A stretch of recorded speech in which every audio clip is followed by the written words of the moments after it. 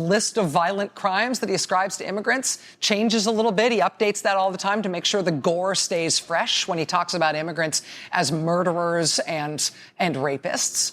But he has been doing that from the very beginning. It's the core of his presidency. And I think now the question is why he felt like he needed to take that campaign rhetoric into the Oval Office and do it in this big picture way without anything new to add to what he's either offering or demanding.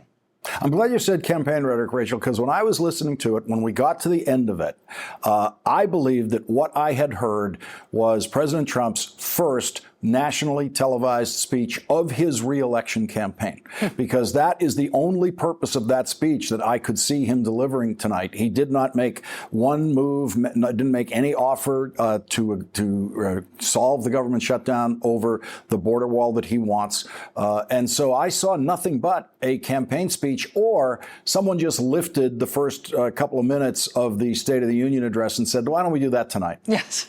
Yes. But, you know, it's interesting. I didn't know what to make of the request by Pelosi and Schumer to rebut the president tonight, as if tonight was a State of the Union. I thought that was, I didn't quite know what to expect. But it was interesting. The substance of their remarks, they engaged with him a little bit in terms of his anti-immigrant rhetoric and what he has said about the wall. But really what they both said was, Mr. President, whatever it is that you want having to do with, you know, border security or the wall or any of these other things that you're talking about, we can talk about that. We can have a policy fight about that. Why don't we reopen the government? And then we can talk about whatever you want. And for them to take that line on it today, they're giving a lot of Republicans a very wide door to walk through to join the Democratic take on this issue, which is whether or not you're persuaded by the president saying the same thing over and over again about terrible immigrants, how about we don't shut down the government for any longer? And I think a lot of Republicans will accept that invitation from the president because the Democrats aren't asking Republicans to take any serious issue with the president and any of his remarks. They're just asking them to ignore him and get the government working again so Americans can go back to work. And as of tonight, my count is there are 3 Senate Republicans who are willing to do what Chuck Schumer says they should do. That would bring a Senate vote to 50-50. If one more moves across, then you have the 51 that the Democrats would need in order to get this done. But it's still Mitch McConnell, they'd be in that struggle with Mitch McConnell to actually allow that vote to occur.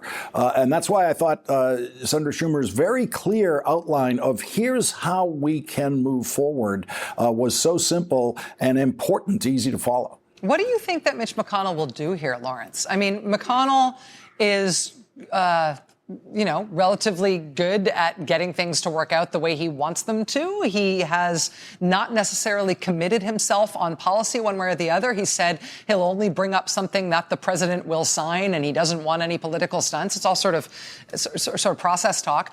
What do you think is actually going to happen here? Because presumably McConnell is not as comfortable as the president with the idea of a shutdown that goes on for years. Well, Mitch McConnell said emphatically there would be no shutdown. So everyone knows that Mitch McConnell doesn't want a shutdown. And these are the situations, Rachel, in which for a Senate leader, it might be more important what he doesn't do. Is Mitch McConnell working the phones tonight trying to hold the Republican Senate together, or is he staying silent on that? And his members understand it immediately. If they don't hear from him, they know that they are set free in terms of his perspective anyway. Any of them who want to go out and turn against this Trump shutdown it seems to me, are being allowed to do that. And it could even get to the point where they are secretly being encouraged to do it. Mitch McConnell never wants to be perceived as the person who turned against President Trump in a situation like this. But if a dozen of his members move that way, what can he do, Rachel? What can he do? It's just that he has to overtly do something even at that point. He does have to let something come up for a vote. And I mean, he can go on vacation. He can pretend it's not him. But ultimately, everybody knows that he controls what comes up for a vote. And well, there is a parliamentary hole in that. And so if you get enough momentum on the other side, there is a parliamentary hole that could bypass anything, any theoretical block that Mitch McConnell might want to pretend that he's actually doing. So yes, generally it's up to the majority leader what moves on the floor, but not entirely. So there's a way through that. This is why it's very, very good that you have a television show, Lawrence. Because you know these things, my friend.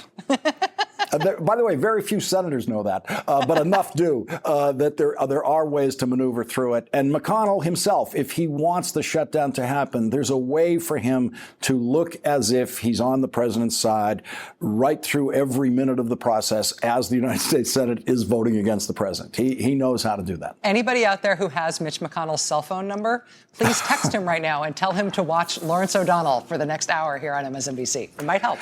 Rachel, if you need more time to talk about the president who said nothing tonight. No, I'm good. Okay. Thank you, Lawrence. Thank you very much, Rachel. Appreciate it. Well, in this hour, we have important analysis and necessary fact correction and checking of the president's address from the Oval Office tonight. And even though it was empty in terms of any new comments by the president or any news made by the president, it was an extraordinary event in and of itself, and it must be analyzed in terms of what it means to our politics and our governing. We will also consider the speeches made in response to the president's address tonight by Speaker of the House Nancy Pelosi and Democratic Leader of the Senate Chuck Schumer. We will be joined by Democratic Senator Chris Van Hollen and Congressman Adam Schiff, the chairman of the House Intelligence Committee. We will be joined by a former acting director of Immigration and Customs Enforcement to help us fact-check the president's speech. And we will be joined by a panel of analysts who have seen and analyzed many presidential addresses from the Oval Office, but none quite like this. In the president's 9.5-minute speech tonight, he managed to say not one new thing that he hasn't said before.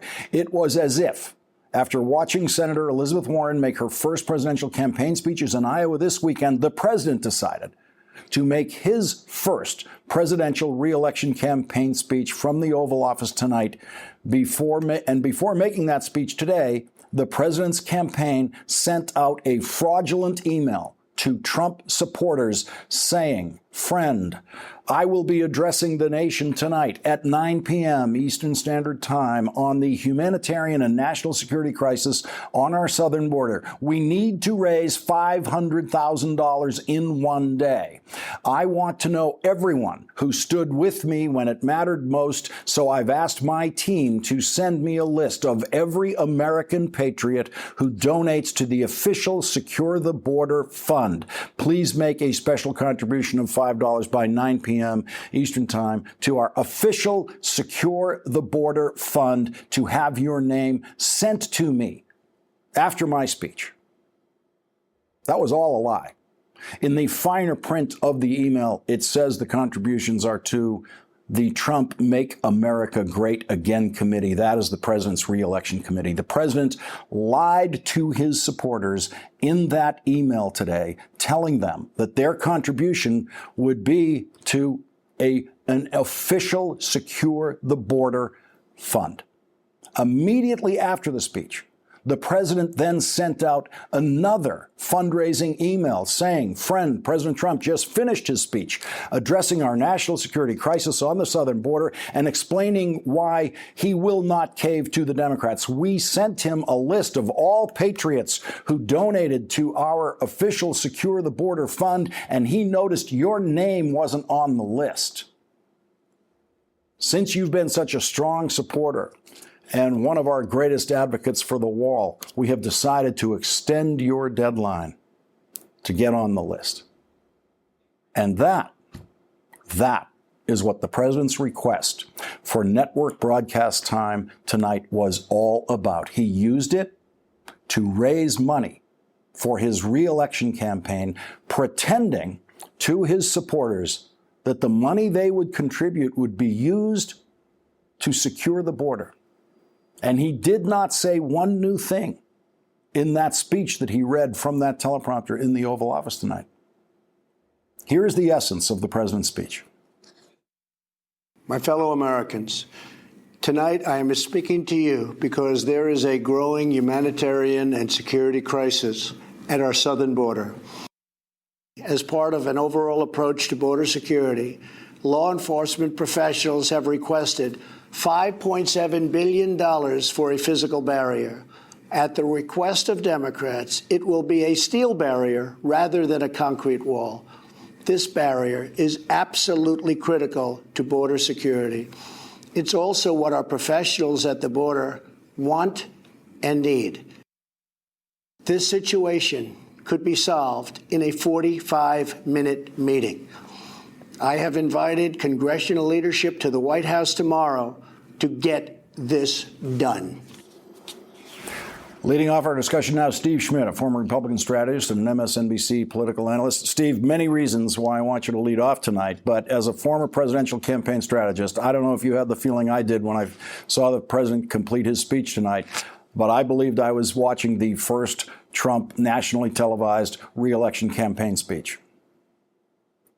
I think you're certainly right about that, Lawrence. I was struck, though, by the venue, the Oval Office, and I thought about FDR and Churchill in the early hours of the Second World War in that space, inches from where Trump addressed the nation, plotting to save democracy and Western civilization. And you consider that speech, what a powerful argument it makes against the theory of evolution.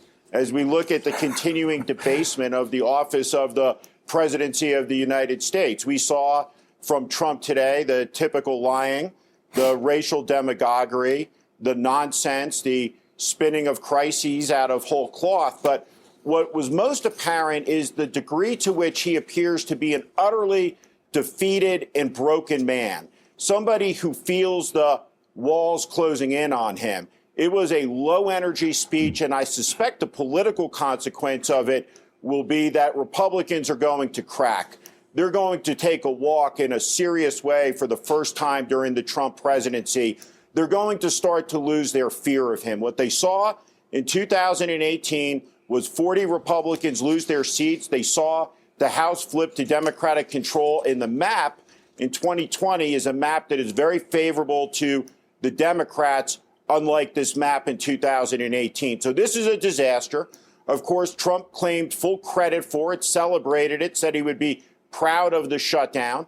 And so we see now Republicans living with the consequences of having an inept, lying, incompetent, racially demagogic president talking about this issue. And last thing, Lawrence, there is a humanitarian crisis at the border. We have children in internment camps, and we have two minor children, the last one, a 7-year-old little girl who died in the custody of federal authorities of the government of the United States. It stains our national honor, and it disgraces this administration.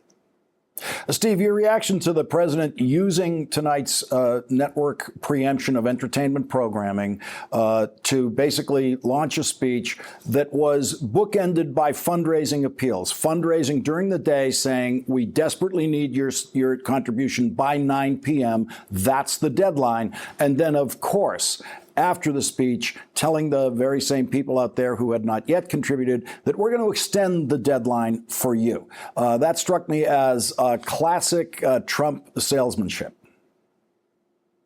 Of course, you described them as supporters earlier, Lawrence, and I don't mean to quibble, but they're less supporters than they are marks. I mean, the only thing that was missing from the emails was that, hey, I'll throw in a case of Trump wine and a couple of Trump steaks and a master's degree from Trump University.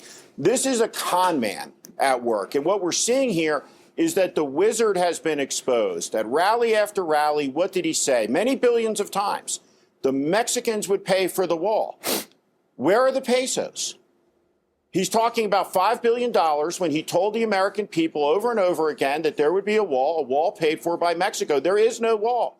There will never be a wall. No wall will ever be funded. And he is denied this central victory against all the racial demagoguery we saw from the moment he descended the escalator at Trump Tower. It's all becoming undone. And that desperation, I think, was on full display today. And of all the things you could say about Trump until tonight, the one thing you really couldn't say was that he's boring. He was just boring tonight. The shtick is getting old. It was, to some degree, like the episode when Fonzie jumped the shark tonight, coining that famous phraseology. I think tonight was a speech where Trump jumped the shark. Steve, I need to hear more from you as a Republican expert about the possible movements in the Senate on this. We've seen Senator Lisa Murkowski now defect from the Trump side of this. She has now joined, so that there are officially 3 Republican senators who have publicly said they want to go forward the way Chuck Schumer and Nancy Pelosi want to go forward. How long will it take for more to join them? I don't think very long. There's no upside to this. I think that a lot of the senators, a lot of the surviving Republican members of Congress watched a lot of their colleagues go over the cliff like lemmings to painful and agonizing political deaths. I think a lot of these incumbents looking ahead to 2020, looking at the news that broke today, for example, with collusion between the Russians and the campaign, which becomes more and more apparent every day. I think that if you were looking at this from an investment perspective, I think increasingly Republican senators are going to say, let's short the Trump stock. We've lashed ourselves to the mast here. How do we cut the ropes? How do we get out of this? And so I don't think it's going to be too many more days, not too many more days after the first missed paycheck before you start to see the real cleaving of Republican support away from Trump. This won't last, I suspect, too much longer because Republicans, so long as the Democratic leadership holds the line, they will defect and they will join the Democrats. They will reopen the government. And at that point, what will become clear is that even the Republican minority in the House, the Republican majority in the Senate will have joined every world leader, most of the American people, as a group who do not take this man seriously at all. They look at him as a joke, a clown, and a farce. When you look at everybody from the Prime Minister of Turkey to the Canadian Prime Minister to the British Prime Minister, the list of people who both fear Trump and take him seriously is getting smaller and smaller every day. Steve Schmidt, thank you very much for leading us off tonight. Really appreciate it. And we are joined now by Democratic Senator Chris Van Hollen of Maryland. He's the ranking member of the Budget Committee and the chairman of the Democratic Senatorial Campaign Committee. Senator Van Hollen, your reaction to the president's speech tonight? Well, I have to agree with Steve that this is a continuation of the degradation of the Oval Office by the President of the United States, this time using the tradition of Oval Office speeches that are usually reserved for major statements instead for a tawdry political speech. I mean, usually it takes the president 55 minutes at a rally to get out all those lies and false statements. This time he crammed it into 8 minutes by reading a teleprompter. I don't think it advanced his case one bit, Lawrence, in terms of the wall. In fact, a lot of the facts he used don't make sense in connection with the wall. For example, when he talks about drug interdiction, we have a drug interdiction problem. Senate Democrats and Republicans have worked to try to provide more efforts targeted there at the points of entry, right? A 2,000-mile long wall doesn't have anything to do with trying to slow it down at ports of entry. So this is why it's important that Senate Republicans get together with Democrats and pass those 2 House bills to open the government. And Senator, when the president talks about heroin addiction and the drug addiction in this country, much of this begins with opioid addiction, which begins legally through the prescription process. There has been no attempt by this administration to do anything about that part of this devastating drug addiction that this country has and has had for many years. That has nothing to do with the southern border. Well, that's exactly right. And Congress, on a bipartisan basis, has passed some legislation to try to expand treatment for it. But we've also, and ironically, in the Homeland Security bill that the president is now holding up, there are additional funds to screen for drugs that are coming across the border. As you say, a lot of the opioid addiction crisis is a totally homegrown crisis. But to the extent that we have a problem with drugs coming across the border, they're coming across the ports of entry, and we have provided additional funds in the bill that the president has said he will not sign to address that particular issue. And I have to say, Lawrence, that every day that goes by, as you and Steve were talking, is another day where Senate Republicans are complicit with the president in this shutdown. And that's why it's important they join Senate Democrats in passing the bills that are on the Senate calendar right now. right? One that would open the Homeland Security Department till February 8th so we can continue any discussions the president wants to have. One that would reopen 8 of the 9 closed departments of the federal government along the same lines that Senate Republicans have previously supported. So they've got no excuse to be an accomplice with Donald Trump in this shutdown. Senator, what's happening with Republicans, your Republican colleagues in the Senate? We've seen Lisa Murkowski moving your way today, joining Senator Collins. So you've now got at least 3 Republicans. Are there more coming? I do believe there are more coming. And Lawrence, that's why this evening in the Senate, Senate Democrats said that the first order of business has to be to pass these 2 House bills that are the keys to reopening the government. Let the president decide what to do with them when they get to the desk. But Mitch McConnell should not be AWOL in this debate.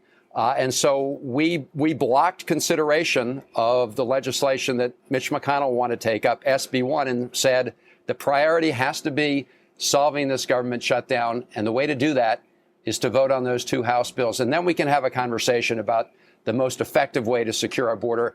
Securing our border has never been the issue. You know that. The issue is not wasting taxpayer dollars on an ineffective wall that Mexico was supposed to pay for. Senator Chris Van Hollen, thank you very much for joining us tonight. Really appreciate it. Thank you. We're now bringing in our panel. Eugene Robinson is an associate editor and Pulitzer Prize-winning opinion writer for The Washington Post. George F. Will is a Pulitzer Prize-winning columnist for The Washington Post. Maria Teresa Kumar is the president and CEO of Voto Latino. All are MSNBC contributors. And Gene Robinson, your reaction to the president's speech? Well, it was. I think Steve Schmidt said it was low energy. It certainly was that. He's not very good at the teleprompter thing. I heard two nuances that were new. One, it's now a physical barrier. It's not a wall. It's not the big, beautiful wall he promised, of course, paid by Mexico. It's a physical barrier. I don't know, a hedge or something that he wants. And there was a new lie, which is that it's the Democrats who insist that the physical barrier, not wall, be made of steel rather than concrete. I don't know where he got that. That's invented. It was almost as if he were just sort of writing an excuse for failing to get the wall, an excuse to his base for failing to deliver on this ridiculous promise that never could be fulfilled in the first place. It was an absurd idea, and he seemed to have no idea of how to get it, of how to get where he promised to get and to actually build this thing. And so he wanted to blame it all on the Democrats. The Democrats made me do it. Maria Teresa, your reaction? Well, I think once again we saw the president do doublespeak. He started by saying all the crimes that are committed, and I think that everyone can agree that any family that suffers at the hand of any loved one that gets hurt, we're all against that. But he did doublespeak when he said that he wants to make sure that there's a wall on the southern border because there's a humanitarian crisis because of unaccompanied minors that are right now at the hands of coyotes. Well, guess what? He exacerbated this issue because last year the president zeroed out CAM. It's a program for Central American minors who can seek asylum safely in their home countries. It was established by the Obama administration after the last time we saw a humanitarian crisis back in 2014. So the president is directly involved in this crisis because he literally allowed for this program to be zeroed out. And now he wants to create a wall when in reality we don't. And fortunately, he's trying to do it at the backs of individuals, of federal workers who are trying to basically put money, food on the table, living paycheck by paycheck. It was a charade. The fact that he tried to do a fundraising email before and after is classic Trump. But more importantly, he's doing it at the cost of the American people and sadly, increasingly at the cost of minors and children who are trying to basically seek a better life. George Will, you've seen many television addresses by presidents from the Oval Office. I don't think you've seen one preceded by a fundraising letter and then followed by a campaign fundraising letter by the president. The president who promised that he would do the shutdown himself and he would never blame the Democrats tonight said the federal government remains shut down for one reason and one reason only, because the Democrats will not fund border security. Your reaction to what you saw, George? Well, you said a little bit earlier that it was an empty speech, and Lawrence, that's the news tonight. We're all familiar with the Sherlock Holmes story in which the crucial clue is what didn't happen. It's the dog that didn't bark. What happened tonight is the president did not fulfill his threat, which still loiters there, of declaring a national emergency. The president is already under statutory authority imposing steel and aluminum tariffs and quotas on countries, including countries that are military allies of the United States, in the name of national security. This is because Congresses, controlled by both parties, have given presidents of both parties enormous discretion to wield executive power in the name of national security. So perhaps we have not heard the last of this. In 1944, in the Karematsu case, the disgraceful case wherein the Supreme Court ratified President Roosevelt's internment of 100 and some thousand people of Japanese extraction, most of them American citizens. In writing about that case, Justice Robert Jackson said, emergency powers are like a loaded weapon laying there, waiting for someone to pick it up. It's still laying there. And the president could very well say, I tried in this speech tonight the soft approach. Now I have to resort to the powers that I have. And I think people would be astonished if they understood the vast discretion that Congress has rashly, in my judgment, often from sloth, often from inattention, have given to executives of all powers, of all parties.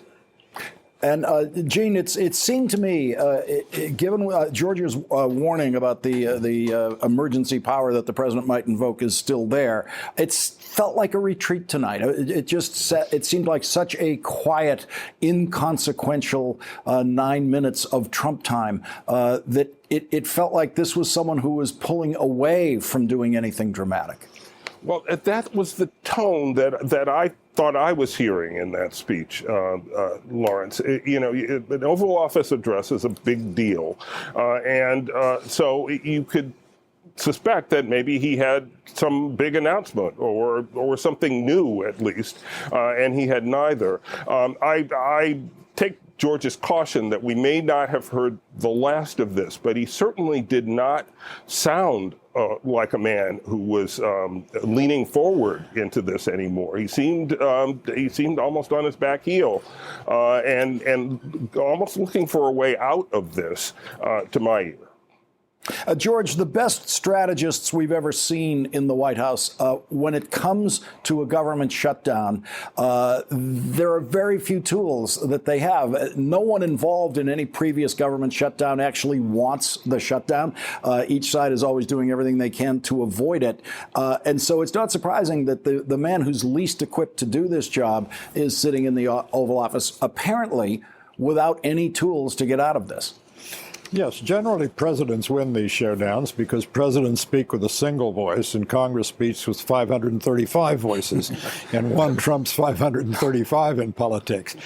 In this case, the president, in that famous episode in the Oval Office a week or so ago, when he proudly took ownership of this, he played into the hands of Mr. Schumer and Ms. Pelosi. So the president said he owned it, but again, mark my words, tonight he was very soft. He began in his first sentence. He described this as a humanitarian and security issue, humanitarian first. He went on to talk about a cycle of human suffering. This was, believe it or not, the kinder or gentler Mr. Trump. But there is Justice Jackson's metaphorical loaded weapon sitting there. And if he chooses to pick it up and use it, do not count on courts considering this something they want to intervene in. Let's listen to what Nancy Pelosi said in response to the president in what she described as the humanitarian challenge. The fact is, the women and children at the border are not a security threat. They are a humanitarian challenge, a challenge that President Trump's own cruel and counterproductive policies have only deepened. And the fact is, President Trump must stop holding the American people hostage, must stop manufacturing a crisis, and must reopen the government. Maria Tracy, your reaction to what Speaker Pelosi had to say?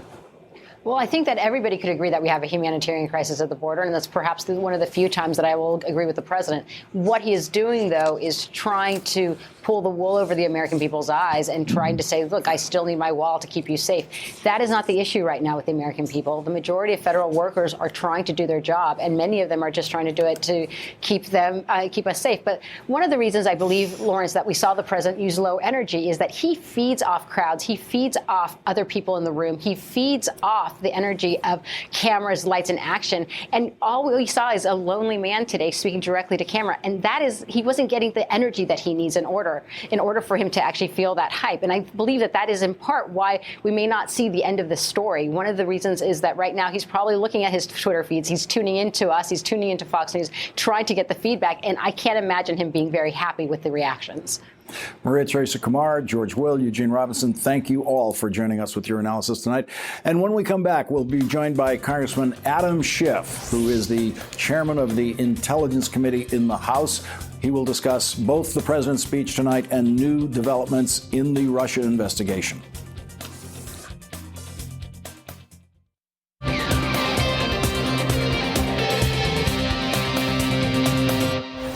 I will have Mexico pay for that wall. Yeah. Mark my words. Yeah. Mexico will pay for the wall. Believe me. And who's going to pay for the wall? Mexico, 100%. 100%. My fellow Americans, we address you tonight for one reason only. The President of the United States, having failed to get Mexico to pay for his ineffective, unnecessary border wall, and unable to convince the Congress or the American people to foot the bill, has shut down the government. Joining us now, Democratic Congressman Adam Schiff. He's the chairman of the House Permanent Select Committee on Intelligence. Congressman Schiff, I want to get your reaction to what the president had to say today and what you just heard Chuck Schumer say, which is we're here because the president promised Mexico would pay for this wall, but now he wants American taxpayers to pay. Well, my predominant reaction watching it was sad to see the office of the presidency brought so low. When you think about other people who have occupied that office and the addresses they have given to rally the country together to rise in the face of some national challenge, and then to watch that display was just painful. And Chuck Schumer is exactly right. The reason we are where we are tonight is the president promised his supporters over and over and over again that Mexico was going to build this big, beautiful wall. And that was a fraudulent promise, but nonetheless, he made it and kept repeating it. Now he can't deliver it. And he's asking the taxpayers to pay for it. Well, they don't want to pay for it. Congress doesn't want to approve it. The American people don't support it. And so we had this rather pathetic display tonight. We need to reopen the government. We can continue this debate over the president's wall, but not do it at a time where he is effectively holding the American people, federal employees, those who do business with the government, those who need government services, hostage to this broken commitment. As I revealed earlier at the beginning of this program, the president also used tonight as a fundraising event for his reelection campaign. And in the email that he sent to his supporters telling them there was a 9 p.m. deadline for their contributions, he lied to them very clearly, fraudulently represented the contributions as being money that they would contribute to him to secure the border. Then, this being Donald Trump, after the speech, he sent out another email to supporters who had not yet contributed by the 9 p.m. deadline and extended the deadline for them to contribute. And so it seems structurally, and including the content of the speech tonight, this was, from beginning to end, a Trump campaign event, including a public fundraiser. Well, that may very well be. And perhaps next time you'll have operators standing by and a phone number across the bottom of your screen. But look, this is how the president operates. It's all about him. It's all about now his reelection and the suffering that he's imposing on hundreds of thousands of people who aren't going to get their paychecks, who can't pay their bills. Well, that's just too bad. And we are going to be sending bill after bill to the Senate. Senate passed bills to reopen the government. I think the pressure to do so is going to become overwhelming on the Republicans. And as you say, we're seeing defection after defection now. It's my hope that we can break this impasse soon.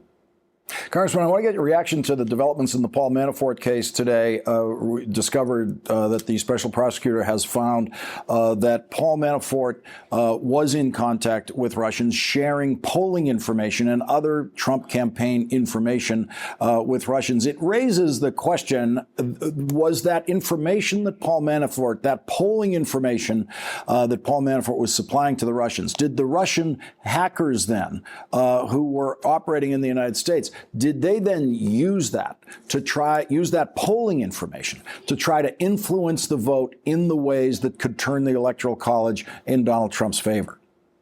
Well, that is a profound question, and at this point we simply don't know the answer. What did a Russian-affiliated intelligence person, at least in the view of the special counsel, want with Trump polling data? And one explanation may be, look, they're in the midst of a social media campaign to help Donald Trump win the presidency. And it's useful to have some of the campaign's information on their polling numbers and where they're polling well and who they're polling well among and who they need to make up ground.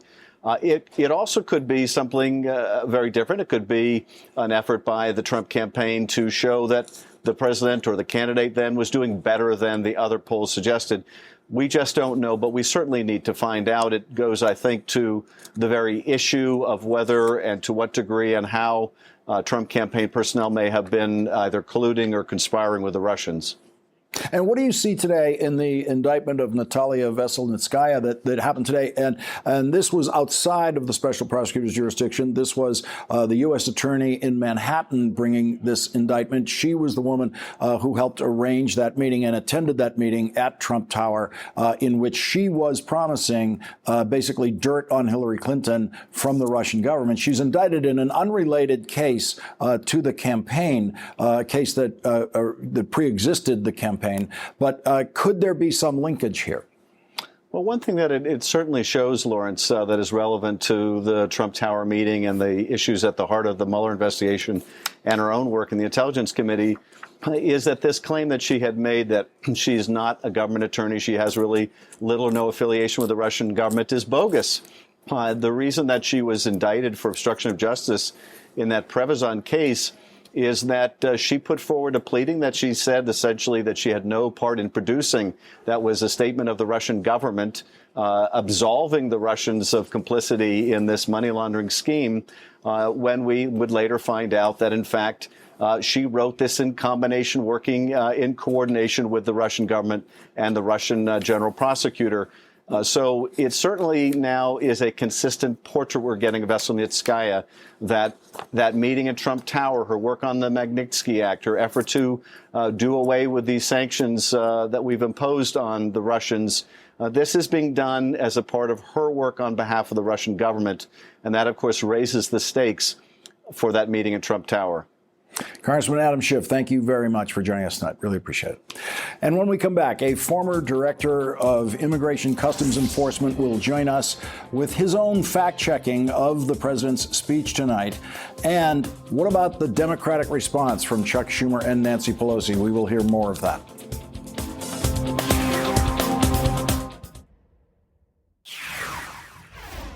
Most presidents have used Oval Office addresses for noble purposes.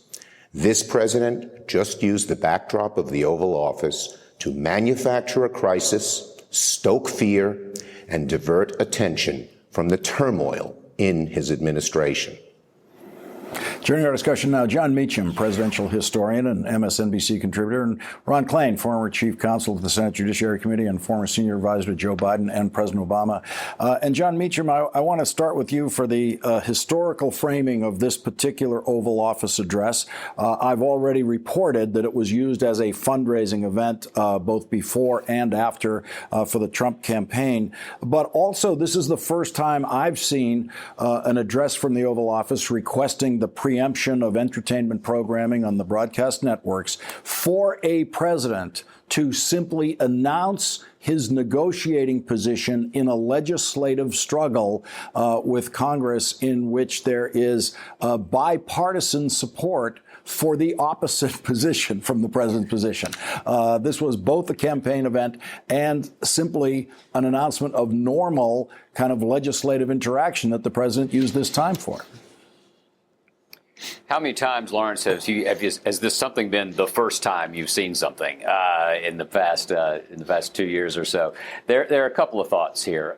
One is, basically, it seems to me both the president and to some extent the Democrats, by responding in kind, have violated a fundamental principle of negotiation, something that when President Kennedy was Senator Kennedy and running in 1960, he reviewed a book by Basil Liddell Hart, a British military strategist, in September of 1960, who'd written a book saying, you never let your opponent get into a corner from whence they cannot find any possible escape route. And what struck me about this is there was no oxygen for compromise. There was no proposal that might actually move this Madisonian system of give and take forward. The other thought is, Friday will mark the 30th anniversary of when Ronald Reagan sat in that office and delivered his farewell address to the nation. It was one where the peroration was about his vision of what Reagan called the shining city on a hill. Only Ronald Reagan could improve on Jesus, who had used city on a hill. And he talked about how the city, if it had to have walls, there had to be doors in those walls, and that it had to always be open to all the pilgrims from all the lost places who've been hurtling through the darkness toward home.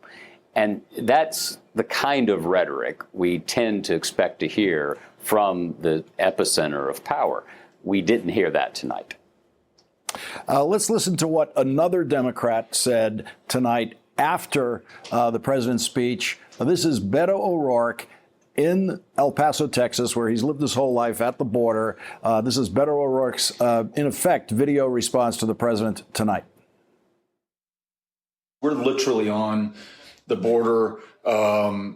You don't have a wall or a fence around your house. No. I really believe that if people came to El Paso, experienced it, if they could live here for a little while, even better, all of this preoccupation and consternation and fear, so much of it founded in paranoia and perhaps the purposeful anxiety that the president seeks to stoke and instill. I think all that would melt away. You just have to be here, see it, believe it. Ron Klain, the president talked about people having walls around their private homes. There's Beto O'Rourke in El Paso with someone whose home is literally on the border, and he doesn't need a wall. No, and look, I kind of wonder where the real Trump was tonight, because I think that was like the animatronic robot from Disney's Hall of Presidents, delivering in a robotic way canned lines that he's delivered over and over again for the past 3 years. Just the same old lies, the same old rhetoric over and over again, delivered in an incredibly boring and flat affect to no political or legislative impact whatsoever. And, I think that John Meacham a second ago said that you can't have negotiators in a corner. What you saw tonight was Donald Trump in an Oval Office, stuck in a corner of a round office, unable to find his way out of it, no path forward, no solution. And I think, as your guests have said tonight, Lawrence, we're going to gradually see House and Senate Republicans melt away from the president, join with the Democrats, reopen the government, and then have a conversation about what the best way is to secure our border. John Meacham, you tweeted something earlier that really struck me, and I'd like the country to consider it. We're going to put it up as I read it. You said America should build a wall of steel, a wall as high as heaven, against the flow of immigrants. Georgia Governor Clifford Walker at a 1924 convention of the Ku Klux Klan, then a powerful force at a time of strain for the white working class. And John, the anti-immigrant wall concept has been around for a while. Sure has. Walker was a Georgia politician who had not been a member of the Klan and had lost a gubernatorial election. So he joined the Klan and he won. He gave that speech at a Klanvocation, they called it, in Kansas City in 24. Remarkable period. 1924, as you know, was the Democratic National Convention. It drove the convention to 103 ballots because there were something like 327 members of the Klan who were delegates to that convention, and they couldn't vote for this radical figure, Al Smith. Why? Because he was an Irish Catholic. And there was this ferocious anti-immigrant sentiment. Goes all the way back to 1798 when we passed the Alien and Sedition Acts. anti-immigrant sentiment ebbs and flows. Right now, it's flowing. The interesting question is, to what extent is it genuinely flowing beyond the fevered precincts of the president and his base?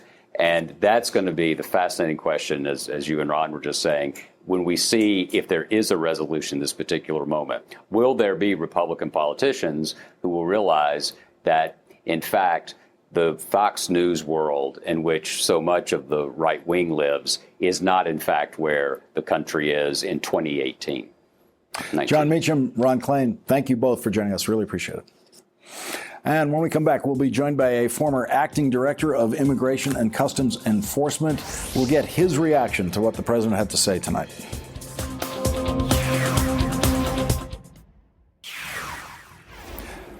Joining our discussion now is John Sandweg. He's the former acting director of Immigration and Customs Enforcement under President Obama.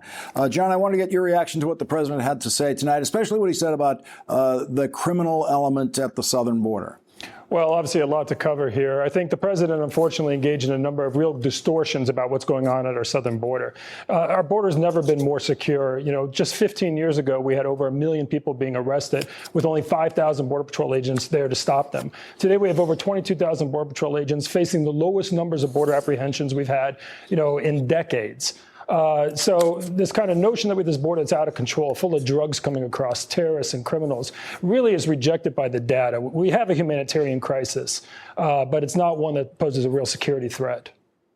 What do you think the border needs, given what you see happening at the border now in terms of a humanitarian crisis and the reality of what's happening at the border? What would you suggest the border needs? You know, Lawrence, 18 years ago, when you had 1.5 million people crossing that border, there were definitely areas where you needed fencing. The good news is it's largely been built, and it was relatively effective. Beginning in 2014, though, we saw this real shift where all of a sudden you stopped seeing, you know, individuals infiltrate the border and try to evade capture and get into the United States. You saw these Central American families who come up, mothers with their children seeking asylum in the United States. We've not adequately resourced to deal with that threat. We don't have enough immigration judges. We don't have enough humanitarian resources dedicated, you know, with Health and Human Services to kind of help the transition of those people and move their cases along quickly. The good news is the president does request money for those two things.